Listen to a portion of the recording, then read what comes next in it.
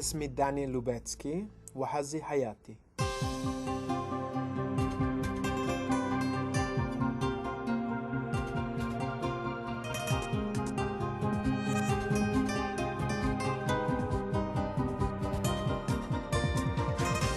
I was born in Mexico, Mexique. Lived there till I was 16 years old. And from there I moved to the United States, turned 16 here in the United States, spent my college studies in the United States, a little bit in France and in Israel, where I first met Palestinian people and struck friendships with Arabs and Israelis.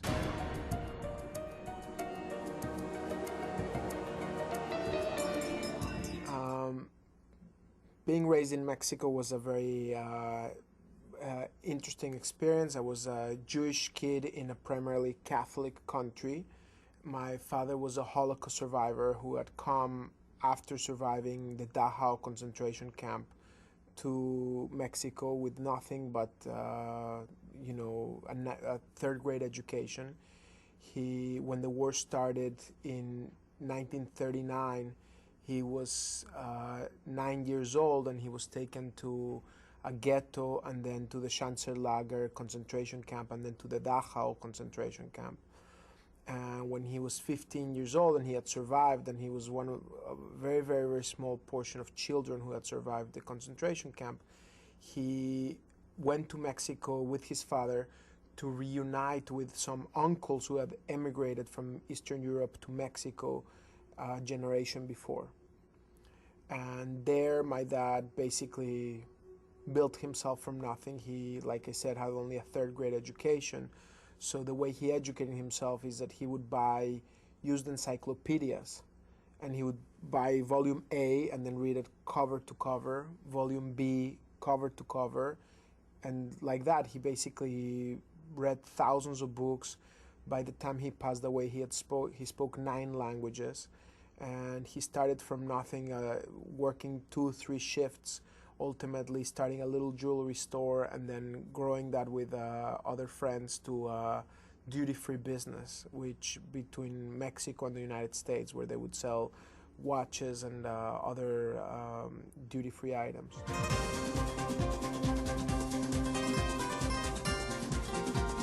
My mom was born in Mexico in a farm country called Tampico, Tamaulipas. My grandfather had also come from Eastern Europe, from Poland, and he had started in the cattle business, and so you had this crazy Mexican Jewish family raising cattle in the middle of nowhere. My mom's family was one of only 2 or 3 families in Tampico, Tamaulipas, this state in the northern part of Mexico, in cattle country. So all her friends were Catholic, and she didn't know many Jewish people. And I think that was one of the things that was very important to her. When we moved to Mexico City, the Mexican Jewish community was quite isolated and segregated from the rest of Mexican society.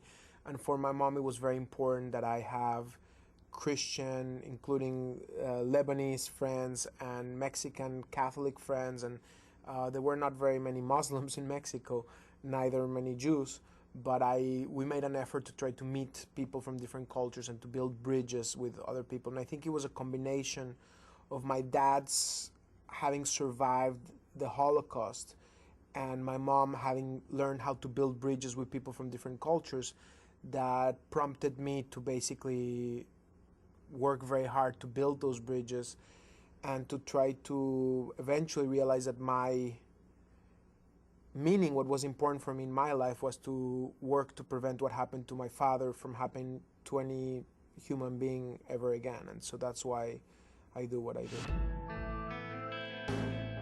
One of my formative influences in Mexico, when I was 12 or 13 years old, I actually insisted that I wanted to work, and I used to do all these odds and ends jobs, and I used to be a magician and start these little tiny businesses with my cousin, selling lemonade on the streets and stuff. But when I decided one summer to work in downtown Mexico, I would take the public transportation system, which was unusual for a Mexican Jewish kid that had been shielded, and I went to on a bus, and I was riding right behind people that were talking with a lot of ignorance, as if Jews had horns, and talking about them as if they were,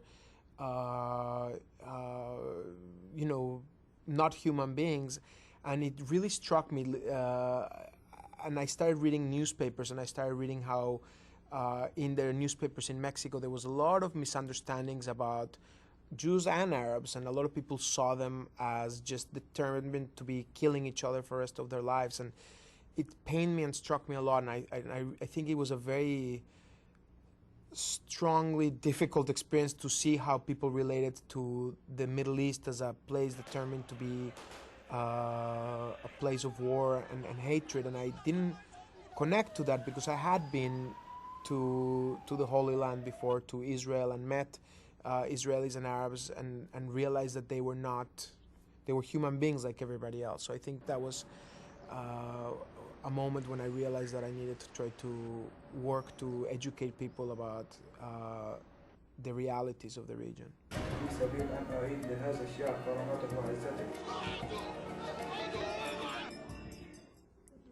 As a child, I visited a couple times because we had family there, and my parents always worked very hard to try to teach us as children both the importance of Israel as a haven for Jewish people, but also the imperative of Israel as a place that would respect all citizens, including Arab citizens, and as a place that was destined to, or it was imperative for it to be a place in peace with all of its neighbors. And so for me it was very, very important as part of what I had experienced as a kid, seeing my father's stories about survival from the Holocaust. It was very important to try to work very hard for Israel to be at peace with itself, within itself, with the Arab citizens of Israel and the Jewish citizens of Israel, and also with its citizens outside Israel, with Palestinian citizens and other peoples from Jordan, Egypt, Lebanon, Syria eventually.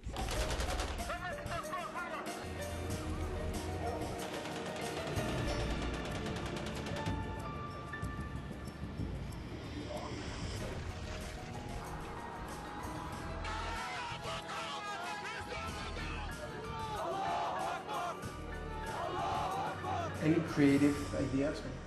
Not with the Palestinian ones as much. A lot more with the Israelis. I always read newspapers about these issues, and I was very passionate about thinking about how important it was to not allow extremists to hijack the conflict, and trying to get the mainstream majorities on all sides, who normally are not seen by the media, to stand up and seize back the agenda. And I think that was a formative influence of mine, even as a kid, when I would go and meet people from different backgrounds, and whether it was during my bar mitzvah in Israel or during other trips, my parents always were very kind to people that were different from them, because that was in their nature, and I think that was an example that I followed.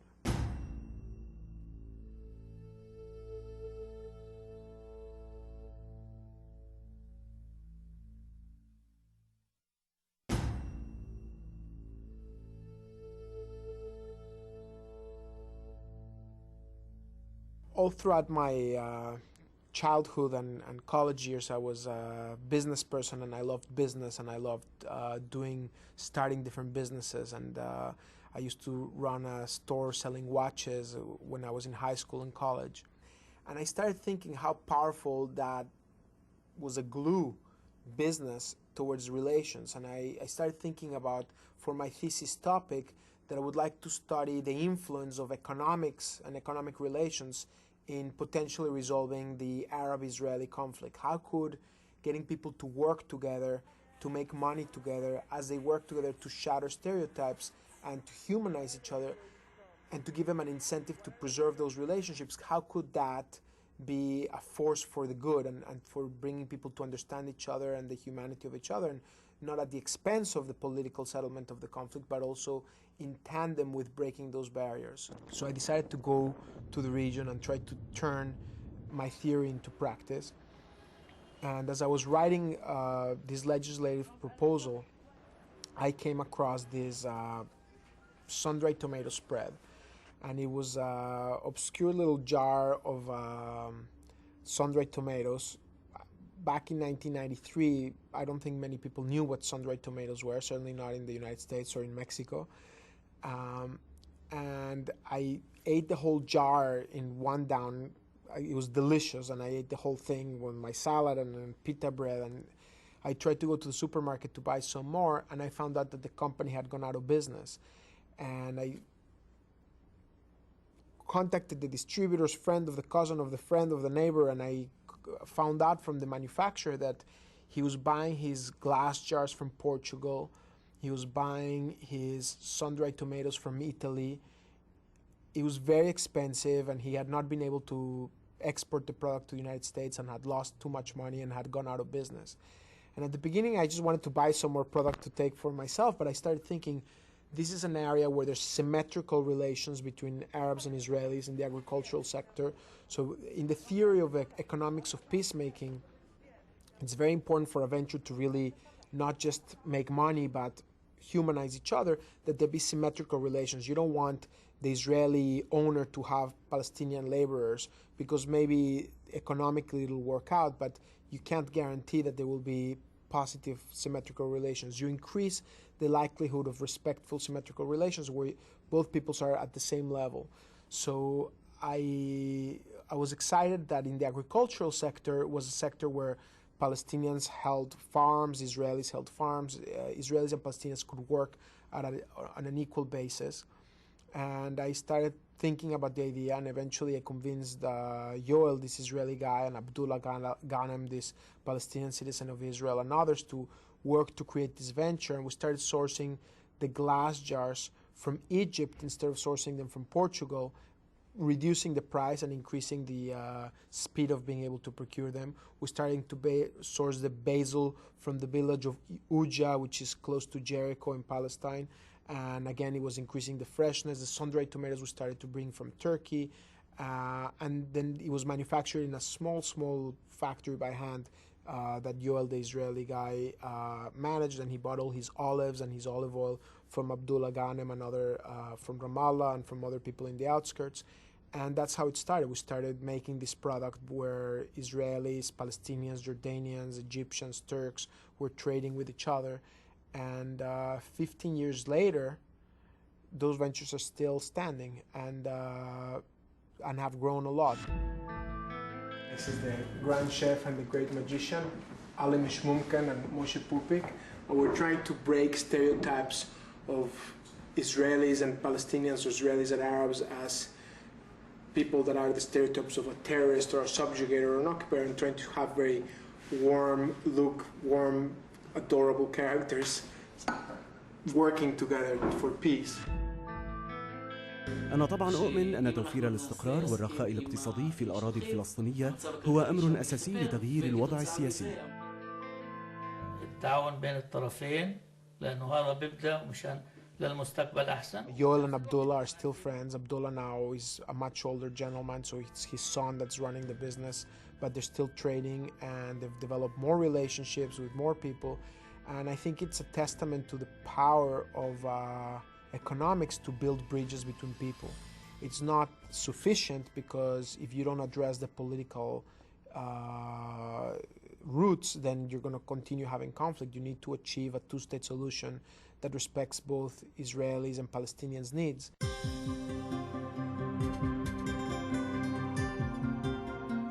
One Voice came about because of that realization that economics were a necessary but not sufficient element, and that another very necessary element was giving moderates a voice in the process, and getting citizens, ordinary citizens at the grassroots level, to be mobilized and to support their leaders towards an agreement. I wish I could say that I had this idea from a positive perspective and realized that all along by myself, but it came from a paralysis that I had earlier when the Camp David negotiations broke down and the violence broke out in the year 2000. I was depressed and confused. I didn't understand. You know, I was a Jewish guy living in New York, listening to the news from the American perspective, and what I had understood was that Arafat had rejected this process and the Palestinians now wanted to kill Israelis. That was a simplified perspective that I had understood, and I didn't understand it because I had friends in Gaza, in Ramallah, in Jenin, in Tulkarem, who I had done business with, who I knew, who were friends with me, who I knew supported the concept of resolving this conflict with not perfect justice, not everybody getting everything they want, but being able to build a better future for both the Palestinian and Israeli people by having Israelis have a state and Palestine have a state.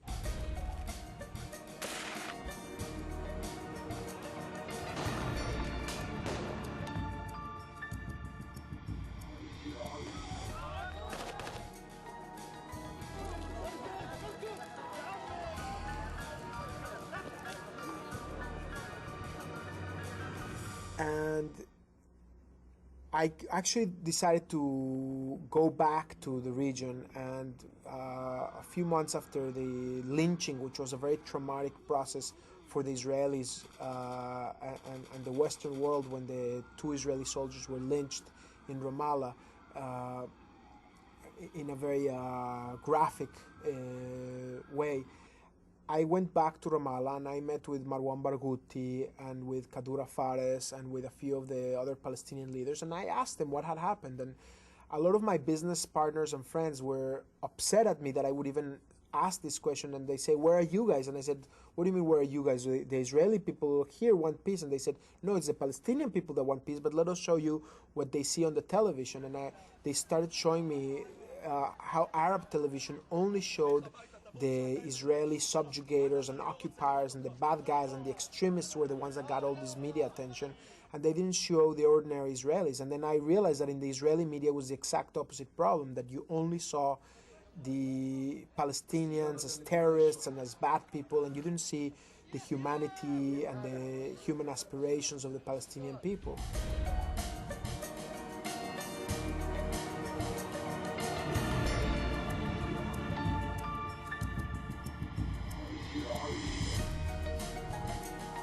And we started realizing we had a big problem, because what happens in a conflict is that if you're only seeing the conflict through the prism of what the media chooses to show you, and to get ratings, the media shows you the things that are supposed to be very, very nationalistic and patriotic, you start seeing things through a very narrow prism. So you start only seeing the worst from each side.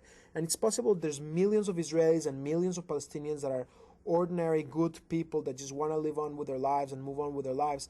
But these ones and these ones don't see each other, because there is walls that are both physical and virtual that prevent them from working with each other, from seeing each other. And the only things that they see are the things that rise above these walls, which are the things that the media shows them, which tend to be the extremist actions, because by their nature, they're the ones that attract more media attention. إن شاء الله خير، إن شاء الله بعون السلام علينا وعلى الكل إن شاء الله. הנושא של הסכסוך הישראלי-פלסטיני זה נושא מאוד קרדינלי, זה נושא שעוטף אותנו בחיי היום-יום.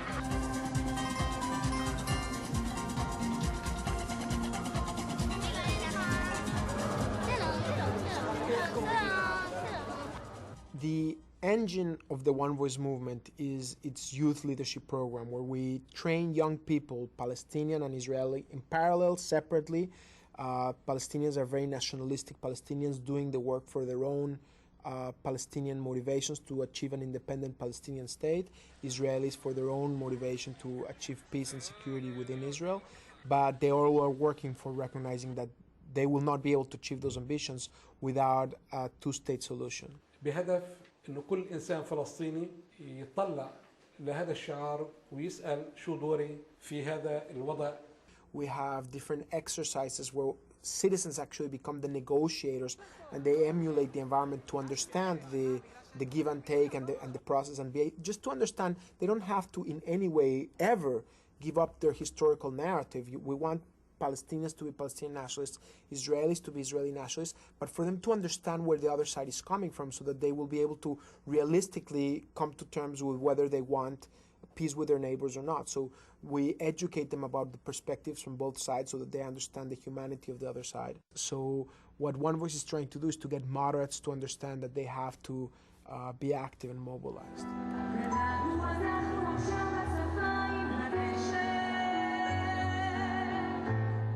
A lot of times when I have these ideas that are maybe hard to swallow, people at the beginning think that I'm crazy, like, "Enta majnoon, you're crazy, how are we going to do this stuff?" But if you believe in something and if you work for it hard and you're doing it for the right reasons and with the right conviction, there's nothing that you cannot do.